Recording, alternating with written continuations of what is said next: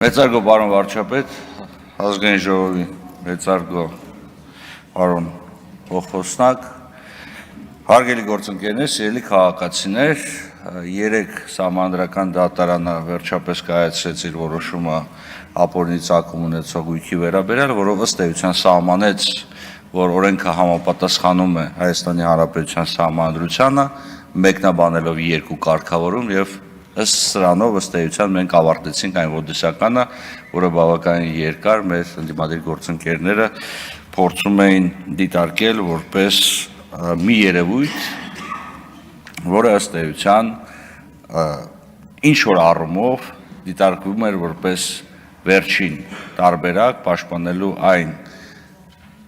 ապօրինի ձեռքբերումները, որոնք տեղի են ունեցել Հայաստանի Հանրապետությունում անկախությունից հետո։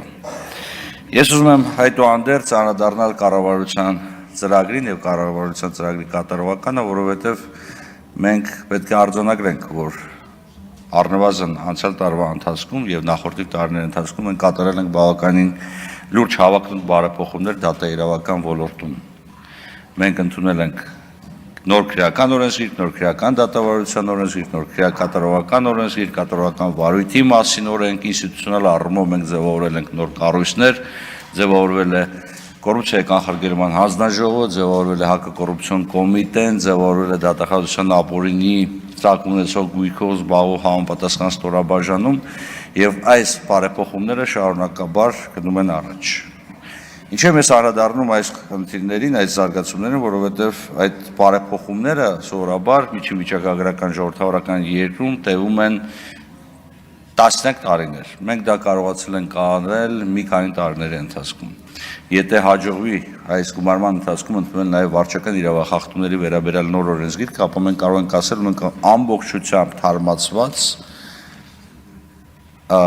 այսպես կոչված երկրորդային օրենսդրության բլոկ ունենք։ Այսինքն խոսքը պատասխանատվություն նախատեսող օրենսդրության մասին է։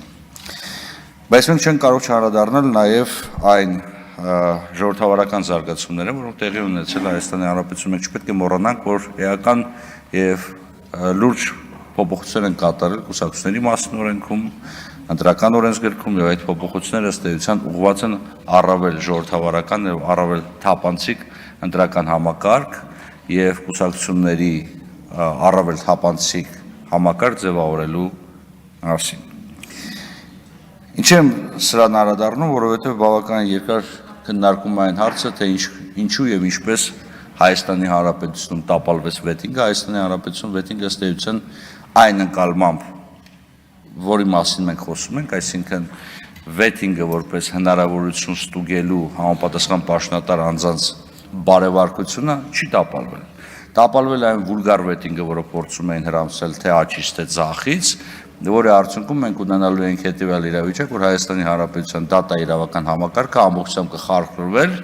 եւ դրա արդյունքում մարդու իրավունքների խախտումները էապես կաճեն եւ դրա արդյունքում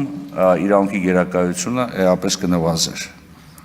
Բայց բարեվարկության այն համակարգը, որը ներդրվել է, այդ թվում այն բարեփոխումների արդյունքում, որոնք կառավարության կողմից ձեռնարկվել են 2024 թվականին, թույլ են տալիս այսօր արձանագրել, որ այսօր մենք ըստ էության պերմանենտ վետինգի գաղափարն ենք դրել մեր պաշտոնատար անձանց գործունեության ոլորտում, այսուհետև հայտարարագրման ինստիտուտի արկայության պարագայում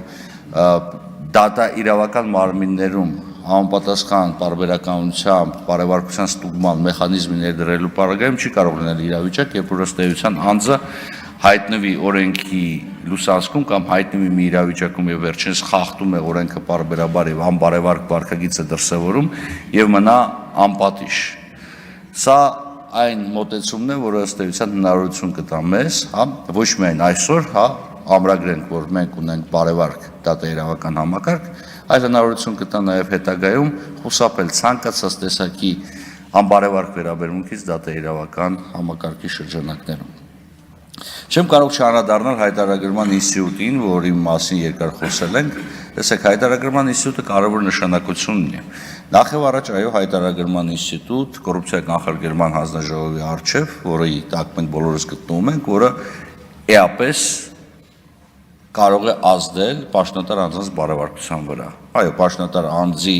ամբողջ գործունեությունը պետք է լինի թափանցիկ, պաշտոնատար անձի ֆինանսական գործունեությունը ևս պետք է լինի թափանցիկ, եւ մենք պետք է կարողանանք այն տրամաբանությամբ առաջնորդվել, որ չի լինելու մի իրավիճակ, երբ պաշտոնատար անձը կարողանա որևիցե մեկ լումա ապօրինաբար ձեռք բերել։ Դրայից զուգահեռ չեմ կարող չանդրադառնամ նաև ընդհանուր հայտարարման ինստիտուտին, որը չգիտես ինչի այնպիսի սվիներով է ընդունում մեր ընդդիմադիր գործընկերների կողմից, կարծես թե որևիցե երկրում նման համակարգ չկա, եւ մենք առաջինն ենք, որը փորձում ենք ներդնենք այս համակարգը, որը ամբողջությամբ հակաժողովրդավարական է եւ այլն։ Երեք իմ հարգելի գործընկերը ընդդիմությունից բարձրացեց հարց ասելով, որ տեսեք Ժորժ ջան, ձեզ սրանով ենթարկելու են պատասխանատվությանը, դուք քրեական պատասխանատվության են ենթարկելու։ Ժորժ, նախ նորմալ է, որ անձը խուսափում է հարկերը վճարելուց, պետք է ենթարկվի պատասխանատվության։ Այլ հարց է, թե դուք բարձրացնում եք պատասխանատվության չափի, աստիճանի, բնույթի հարցը։ Այստեղ կարող ենք համաձայնվել, բայց դեք վերցնել մի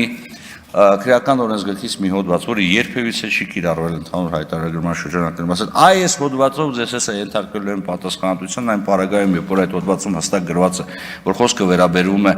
հանրային ծառայության մասին օրենքով նախատեսված հայտարարման պարտականություն ունեցող սուբյեկտների մասին, ասել, սրանով ձեզ էս պատասխանատվության են ենթարկելու։ Սա իմ կարծիքով մանիպուլյատիվ դատողություն է։ Թեև ես էլի մնում եմ այն համոզման, որ անձը, ցանկացած անձ, որը խուսափում է հարկեր վճարելուց, պետք է ենթարկվի պատասխանատվության։ Եվ այստեղ մոտեցումը չեմ հասկանում մեր ընդդիմադիր գործընկերների։ Տեսեք, կարելի է ասել, գիտեք, մենք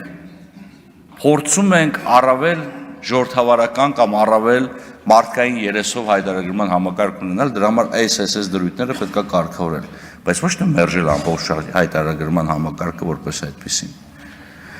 Եվ ի վերջո հայտարարումից է կախված հարկերի հավաքում, հարկերի հավաքագրումից է կախված պետական ծառայողների աշխատավարձը, ճանապարհաշինությունը եւ այլն։ Բավականին երկար եւ բավականին իմ կարծիքով ոչ արդար եղանակով անդրադարձ է կատարում հայոց ցեղասպանության հետ կապված հարցերին, մեր ընդդիմադիր գործընկերների կողմից կրկին։ Մի հարց տամ, էլի, ես չգիտեմ, ոնց դուք, ես 2002-2004 թվականին եղել եմ հայոց ցեղասպանության Թանգարան ինստիտուտի ասպիրանտ։ Էլ չեմ ասում, որ այն ժամանակ է, որ դուք ասում եք, այ մենք պայքարում ենք հայոց ցեղասպանության ճանաչման մասին։ Էլ չեմ ասում, որ այն ժամանակ ասպիրանտի աշխատավարձը կամ կրթաթոշակը կազմել 13000 դրամ։ Միջին աշխատակցի աշխատավարձը 34000 դրամ էր։ Սենց ենք պայքարում հայոց ցեղասպանության ճանաչման եւ դատապարտման համար։ Կամ լավ, երբ որ խոսում եք հայոց ցեղասպանության դատապարտման մասին, որ ասես շատ պաթետիկ ելույթներ եք ունենում։ Ժորժ ջան, մի հատ վերադարձեք Ռաֆայել Լեմկինի հիշատակին եւ հիշեք, որ դուք դեմ եք քվեարկել ցեղասպանության դեմ պայքարին ուղղված ամենակարևոր ժամանակակից գործիքին։ Միջազգային քրեական դատարանի կանոնադրությանը դուք դեմ եք քվեարկել։ Այն փաստաթղթին, որի մասին Ռաֆայել Լեմկինը ասում էր, որ մեզ այսպես դատարան է պետք, այսպես փաստաթուղթ է պետք, որ վաղը միսօր նման հանցագործությունների համար ոչրագործներ ենթարկվում պատասխանատվության, որը ուղղակի կամ անուղղակիորեն ցեղասպանության մասին կոնվենցիայի հոդվածներում էր նախատեսված, եւ որը ստեղծվեց ցեղասպանության կոնվենցիայի ընդունումից հետո 40 տարի անց, դուք դրան դեմ եք քվեարկել, ժողովուրդ մի խոսացեք սրա մասին, շատ եմ խնդրում, որովհետեւ խոսել սրա մասին նշանակում է ըստ էության երկակի ստանդարտներ կիրառել։ Այս երկակի ստանդարտների կիրառումը լավ բանի չի բերել։ Եվ մենք պետք է շատ անկեղծ առերեսվենք մեր եւ իրականության, եւ պատմության հետ։ Այո, մեր համար անհրաժեշտ էր այդ գործիքը, այդ գործիքը ոչ այնքան ժամանակակից իրականությանն էր պետք, ոչ որքան անհրաժեշտ էր հենց նույն այդ ցեղասպանության զոհերի հիշատակը հարգելու տեսանկյունից։ Եվս մեկ անգամ պետք է ցավով կրկնեմ, որ դուք դեմ եք քվեարկել։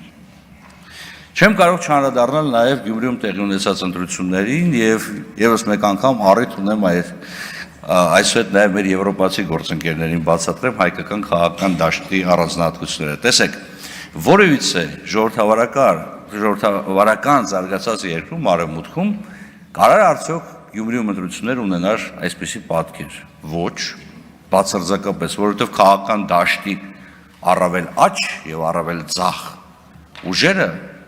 երբեք չեն կարող միանալ բոլորը միասին եւ ձևավորել